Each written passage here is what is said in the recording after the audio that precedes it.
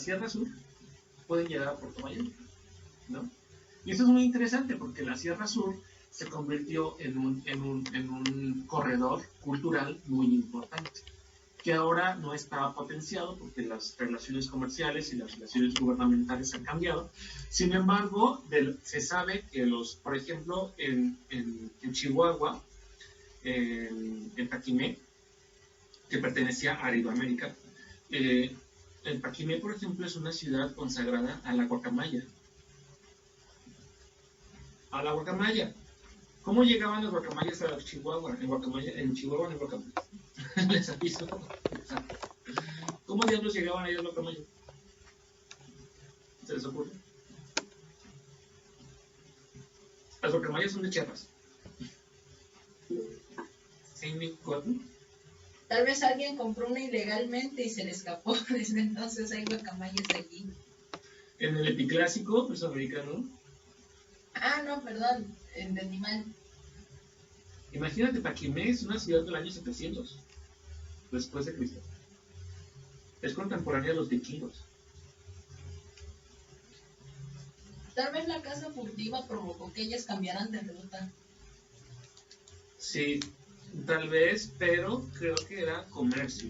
La teoría oficial es que era comercio. ¿Por qué? Porque no hay migración de guacamayas. Los guacamayas viven en la selva, ¿no? Y entonces las guacamayas las llevaban hasta allá a través de comercio, a través de la Sierra Sur, justamente. Habría que ver si en la Sierra Sur se encuentran guacamayas en alguna parte, y si no, tal vez sí hubiera podido ser posible una migración de guacamayas, o tal vez una extensión de las guacamayas hasta el norte, ¿no? Como ahora existen, por ejemplo, los loros, no sé si ustedes han visto los pericos, estos que son verdes. Hay muchos lugares en los que hay pericos ahora, pero yo no sé si es porque se escaparon de las casas, o porque siempre han vivido ahí y no los habíamos visto, ¿no? Pero, por ejemplo, aquí en Guadalajara de repente pasan así varias bandas de pericos, ¿no? Son muy escandalosos. Y luego en León, Guanajuato, igual, en los parques hay pericos en vez de sopilotes o esas cosas que hay en Oaxaca. ¿Cómo se llaman? Los cuervos, ¿no? Los anates, ¿no? Símbolos patrios. Entonces, bueno, ¿qué más con Mesoamérica? Entonces, bueno, este cambio pues es relevante no tanto porque hayan descubierto que las relaciones mesoamericanas son diferentes, sino porque se ha puesto en valor los otros sitios que no se conocían, ¿no? Porque la arqueología ha evolucionado, el concepto de Mesoamérica es un concepto de los años 30, es decir, hace casi un siglo, ¿no? Y es de esperarse que en un siglo cambie la cosa. Probablemente en un futuro podamos encontrarnos Mesoamérica, el concepto, casi como lo conocemos, casi como conocemos la geografía actual de México, ¿no? O de Centroamérica. Entonces, bueno, poco a poco irá evolucionando y seguramente iremos descubriendo cosas nuevas. ¿Qué más sobre esto? A ver. Este mapa me interesa. Vamos a ver.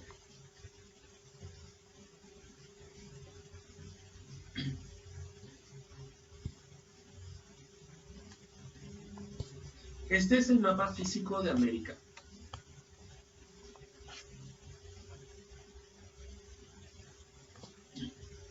Y me interesa justo porque nos habla de cómo los grupos humanos en general se concentraron en las sierras, en las zonas boscosas, ¿no? Justamente si se acuerdan del mapa que vimos de los grupos humanos, generalmente todos estaban ubicados en sierras. ¿Se dieron cuenta?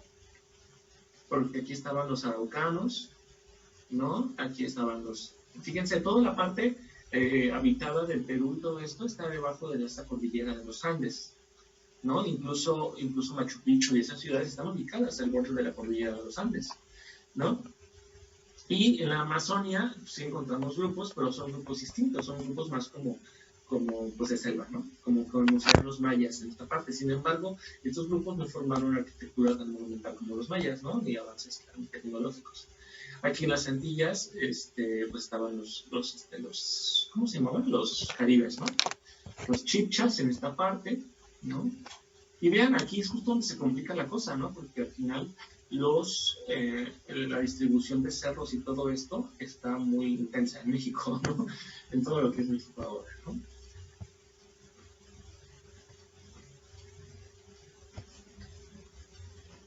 Y bueno, aquí está el altiplano, que es el que se referencia al primer concepto de Mesoamérica, la Sierra Madre Oriental y la Sierra Madre Occidental.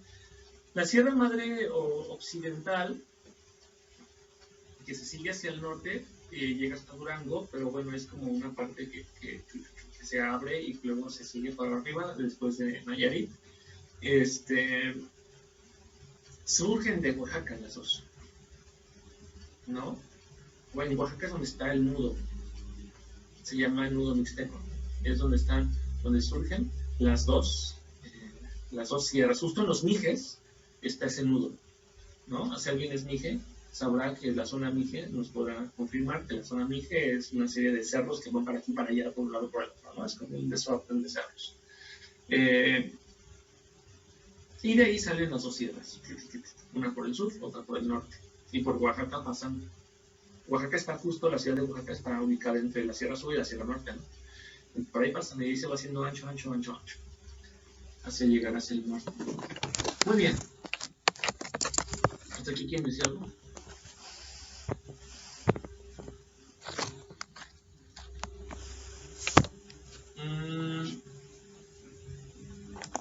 Sobre Centroamérica, me gustaría que habláramos de esto, como que definiéramos qué países están aquí, ¿no? No sé si ustedes ubican la geografía de Centroamérica, ¿no? Pero vale la pena que lo ubicáramos. Aquí es Guatemala. Centroamérica ha cambiado un poco en época virreinal. Toda la época virreinal, Chiapas pertenecía a Centroamérica, ¿sí? Es hasta la independencia de México. Es que, bueno, México se independiza, el virreinato. El virreinato de la Nueva España no se independiza completo. El virreinato de la Nueva España eran el reino de la Nueva España, el reino de la Nueva Galicia, que es de Guadalajara para arriba, el reino de la Capitanía General de Guatemala, que era de Chiapas hacia Panamá. Cuba pertenecía a este virreinato, éramos una sola entidad, Cuba, y Filipinas, ¿sí? Y las Islas Filipinas. Entonces, cuando se independiza México, se independiza solo el virreinato, la intendencia de México, ¿no? El reino de la Nueva España, el reino de la Nueva Galicia, porque convencen a los de Guadalajara de independizarse, y la Capitanía General de Guatemala, que abarcaba todo Centroamérica. Sin embargo, Guatemala, en cuanto dicen, sí, somos independientes, al día siguiente se separa de México. Dicen, ustedes están por su cuenta, ¿no? Entonces, por eso tuvieron que hacer un tratado entre México y Guadalajara para mantener el vínculo. Entonces siempre ha habido ese vínculo entre estas dos entidades, porque al final eran dos países distintos, de alguna manera. Entonces, cuando sucede esto de la independencia de Centroamérica, Chiapas decide separarse de Guatemala para quedarse con México, con el virreinato de la Nueva España. Entonces, por eso Chiapas ahora pertenece a México, pero en realidad tiene más en común con Guatemala que con México, ¿no? Porque siempre fue parte de Guatemala. Y por eso también en el Istmo de Tehuantepec tenemos esta cultura tan fuerte, que es la cultura ismeña oaxaqueña, porque es una cultura de frontera, ¿no? El Istmo era la frontera entre Guatemala y la Nueva España durante muchos siglos.